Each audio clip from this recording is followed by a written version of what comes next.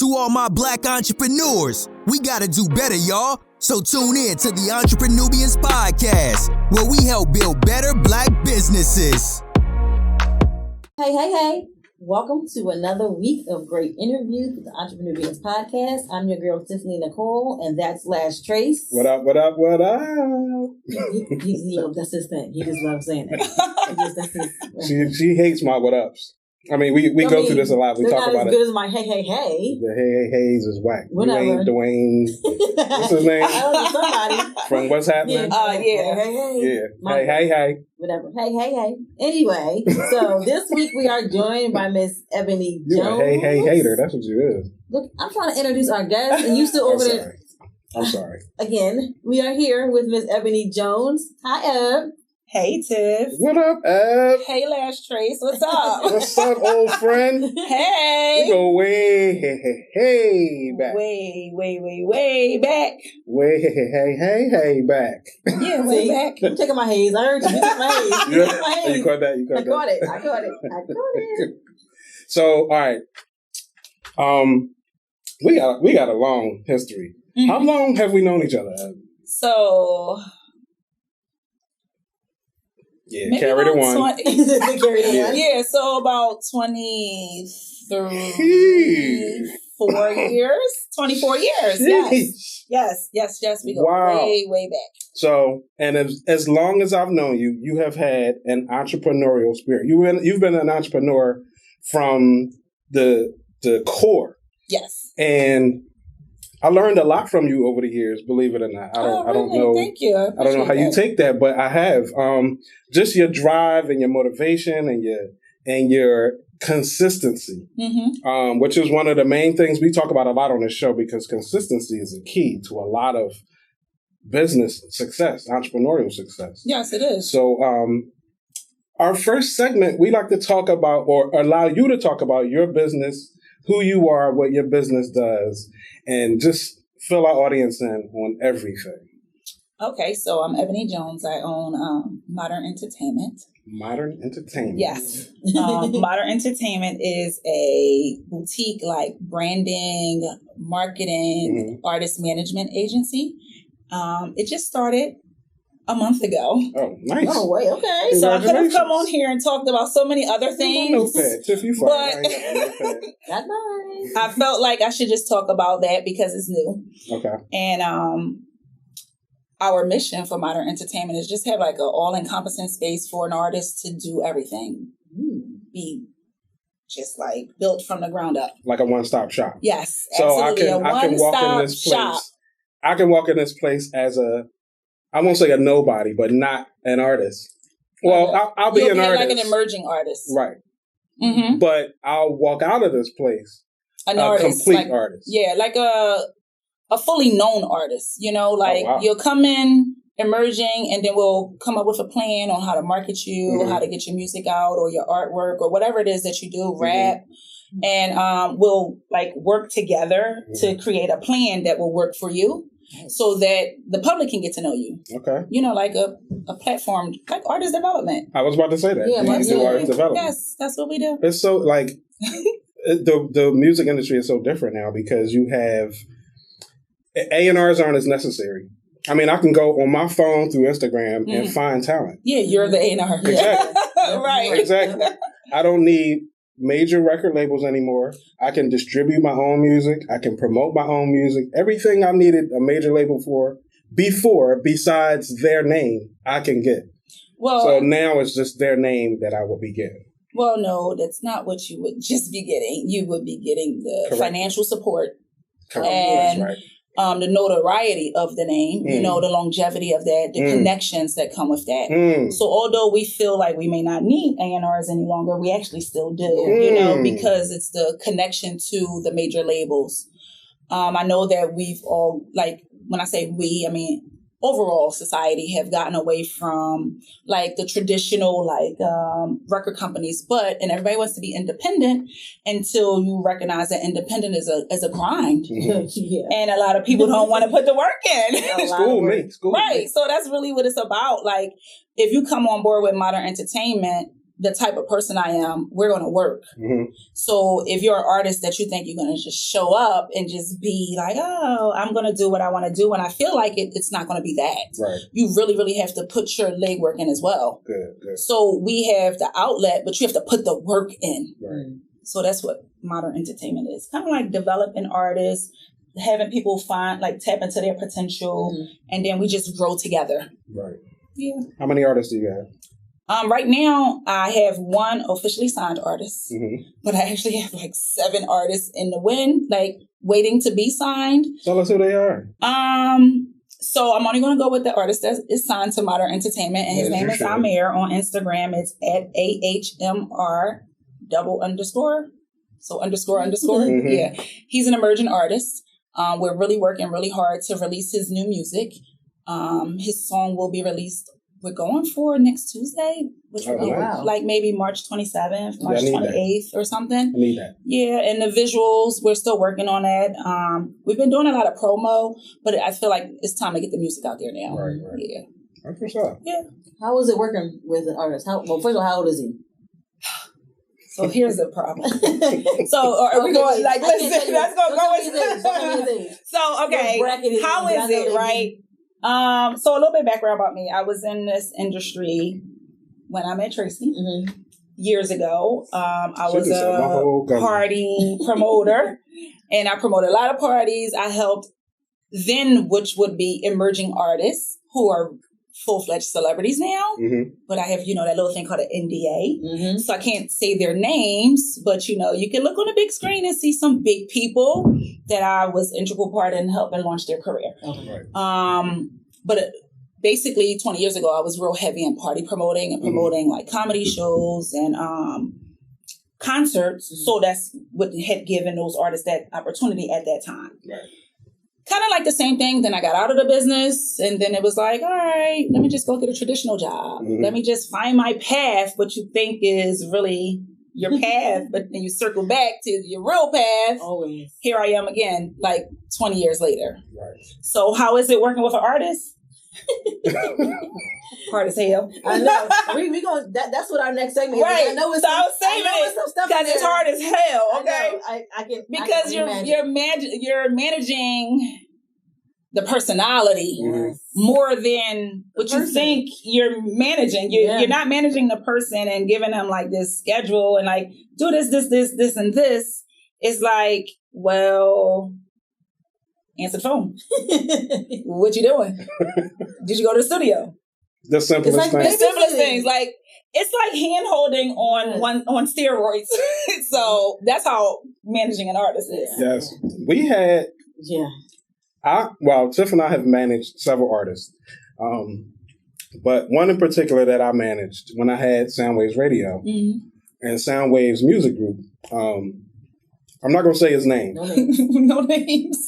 But when I say this dude was extremely difficult to work with, he refused to promote himself on social media. He thought that was our job. We should be doing that for him because we were his record label. Okay. He would not spend any of his own money on anything. I mean, we in the same boat, bro. We are not a major record label. Right. We are independent, minor nobodies. Every one of us has to put money in this. Yeah, have to put the work in. Getting free studio time. He was getting free studio time. Oh, yeah, because... I was buying him clothes. I was feeding him. I was buying him dinner every night when we were in the studio. I wasn't letting him buy his own food. Yeah. But they take advantage at some point. Oh, my God. At some point, it becomes a dependency. Yep. So you really have to have an artist that's willing to work. And understand what their role is. Understand that, the way we should approach this is all of us put the same amount of energy into this project. Right. Yes. All of us put the same amount of everything, effort, money, whatever. Just everybody put the same amount of effort into this project. Right. It shouldn't be, I'm doing way more than you are when you literally can do the exact same things that I can do. And this is for your career. Right. Mm-hmm. This is for your artistry. And we are trying to big you up. Right. So I can't do everything. You have to help. And dealing with artists that are stubborn and just in their head and, just total divas and prima donnas. male divas, prima donnas. It's just. It's almost like they feel like you owe them something. Like it's a privilege for you to work with me. Yeah. Right. Like what's that saying? It's a pleasure for you to meet me. Right. Like what? Yeah. Like right. It's like the good thing about my artist is we have a good working relationship. Mm-hmm. So when I come with the vision, he has a total buy-in with the vision. Okay. So we're working on that. Mm-hmm. Like we have a vision, we have a goal, we're going to just go straight to the goal. Mm-hmm. It's still hard because you're managing another adult. Right. Yeah. And it's like, technically you can't really manage people. Mm-hmm. People have to just take ownership and manage themselves. Right. So it goes back to your artist. Like he had to want to put the work in mm-hmm. because that's a part of managing yourself, yep. Mm-hmm. I did just meet this young lady. Her name is Bream. Well, they call her Bree. She has Bream _entertainment. Mm-hmm. So she manages 3 artists that are really local, that's hot. And we have the same conversations. Mm-hmm. But she kind of like, it's different because her artists are younger. Mm-hmm. So it's easier to get them to get the buy-in. Mm-hmm. And the younger generation, they really put their work in on social media. Yes, they do. And that's what she was saying. Like, if your artists don't want to put the work in this, you should cut your artists. Mm-hmm. But then I'm thinking like, the management style doesn't work for everybody. So mm-hmm. I know how to work kind of like with my artists and we have a plan, you know. And it's not the traditional rollout plan like you would see. Have 100,000 followers, drop the music, mm-hmm. blow up. Mm-hmm. It's different, you know. Like I have a different strategy for him based on where I'm trying to take him as mm-hmm. well. So, that's cool. I like that. Yeah. I think having it. I think that's what maybe you missing when you were doing it. Like actually having a plan on like what to do because you're new at it, so you're kind of like winging. Like, okay, we know we want you to pop, but how are we gonna get to that point mm-hmm. for you to pop? So. Some days I wing it too. But it's kind of like in winging it, my perspective in winging it is kind of like the beginning part of winging it is kind of like when you start your engine to your car. It's mm-hmm. just getting me started. So if I had to wing it in the beginning, mm-hmm. I know where I'm going from there. And as long as the ideas are coming, mm-hmm. I know who to reach out to and then just go from there. Right. Like it's all new for me. I'm a dinosaur in the social media era. So I had to take a crash course in social media content and the time to post and what the post should look like. Yeah, and I'm like, okay. It's a whole job. It is a job. It's a job. It really is a job. Like, I hate it. Like sometimes I'm in love with it and the other times I'm like, I don't feel like doing it. I want to disappear. I don't want to be bothered with this. I'm over it. Like it's a lot. And you can automate it. But you still got to do it. You have to do the work to automate it. Right. And you have to monitor what you automated. Mm-hmm.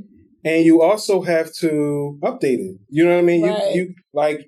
You can automate it to an extent, but you have to keep track of what's being posted, even if you have some app posting for you mm-hmm. or some scheduler. But it's just a lot of work. And once you get to the automation stage, it's almost like, well, I done learned so much getting here. Right. I might as well keep posting manually because that's what I ended up doing. Manual posts ultimately are better than automated. Because the platforms don't even like these third-party applications posting for you. Right. Like they won't push your content if it's from certain third-party apps. So it's like I just wasted all my time to get 4 likes. Because they're not even pushing my content. Right. So when I get that because when I have a content manager mm-hmm. and when she posts for our artist, Amir, he says like, oh, when she do the post, they don't get that many likes. But when I put it up myself, it gets a lot of likes. And I was like, all right, I get that, it's new. So then I was like, all right, let me see what's being posted as well, mm-hmm. Of course, people want to like just lifestyle pictures of you than more than promotion and stuff like that. So always once you put up lifestyle, you get 1,000 likes, and then you put up something that requires them to take action. It's just like, you get 5 likes. Mm-hmm. Ain't that crazy? Yep. That's crazy. I'll be mad because you spent all this time. I'll be so mad. Yeah, you spent all this time.